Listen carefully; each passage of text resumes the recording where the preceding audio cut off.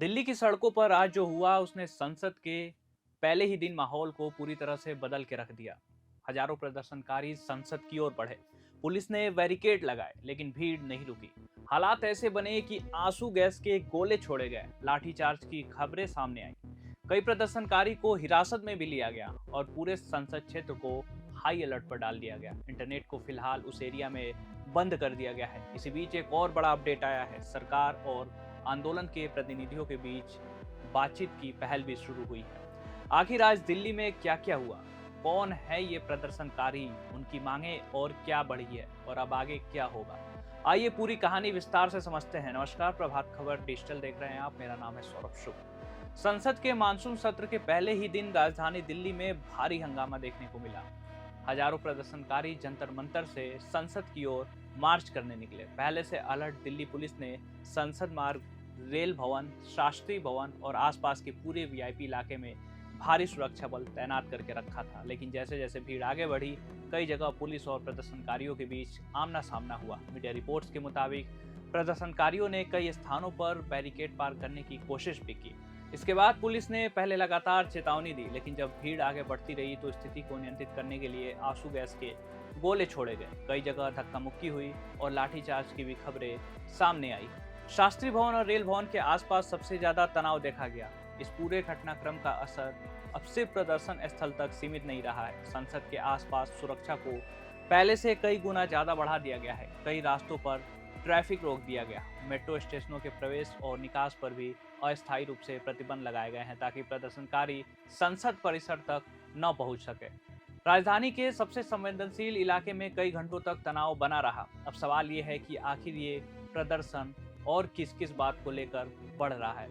दरअसल ये आंदोलन पिछले कई दिनों से शिक्षा व्यवस्था, कथित पेपर लीक मामलों और शिक्षा मंत्री के इस्तीफे की मांग को लेकर चल रहा है। आंदोलन से जुड़े लोग सरकार से जवाबदेही की मांग कर रहे हैं। इसी क्रम में संसद चलो मार्च का ऐलान किया गया था ताकि संसद के पहले दिन अपनी आवाज सीधे सरकार तक पहुंचाई जा सके। इस पूरे आंदोलन का एक बड़ा चेहरा सोनम वांगचुक भी बने हुए हैं। वांगचुक अस्पताल में भर्ती है, लेकिन उन्होंने अस्पताल से ही संदेश भेजते हुए कहा कि वो खुद को स्वस्थ महसूस कर रहे हैं और संसद मार्च में शामिल होना चाहते हैं। उन्होंने अस्पताल से अस्थायी रूप से बाहर आने की अनुमति भी मांगी है। इसी बीच आंदोलन से जुड़ा एक और बड़ा अपडेट सामने आया। आंदोलन के प्रमुख चेहरों में शामिल अभिजीत दीपके ने अपना अनशन समाप्त कर दिया है। इसकी वजह ये बताई गई है कि केंद्र सरकार की ओर से बातचीत की पहल की गई है। जानकारी के अनुसार आंदोलन के प्रतिनिधियों की मुलाकात केंद्रीय स्वास्थ्य मंत्री जेपी नड्डा से होने वाली है। हालांकि आंदोलन खत्म नहीं हुआ है और प्रदर्शनकारियों का कहना है कि जब तक उनकी प्रमुख मांगों पर ठोस फैसला नहीं होगा तब तक आंदोलन जारी रहेगा। दूसरी तरफ दिल्ली पुलिस का कहना है कि संसद मार्च की अनुमति नहीं थी। संसद का मानसून सत्र चल रहा है और संसद की सुरक्षा सर्वोच्च प्राथमिकता है, इसलिए किसी भी प्रदर्शनकारी को सुरक्षा घेरा तोड़कर संसद की ओर बढ़ने की अनुमति नहीं दी जा सकती थी। पुलिस का कहना है कि कानून व्यवस्था बनाए रखने के लिए आवश्यक कार्रवाई की गई है। हालांकि विपक्ष ने इस कार्रवाई पर सवाल भी उठाए हैं। विपक्षी नेताओं ने आरोप लगाया कि प्रदर्शनकारियों के साथ जरूरत से ज्यादा सख्ती की गई। वहीं पुलिस ने ऐसे आरोपों से इनकार करते हुए कहा कि कार्रवाई केवल भीड़ को नियंत्रित करने और संसद की सुरक्षा सुनिश्चित करने के लिए की गई थी। अब सबसे बड़ा सवाल यह है कि क्या सरकार और आंदोलनकारियों के बीच बातचीत से कोई समाधान निकलेगा।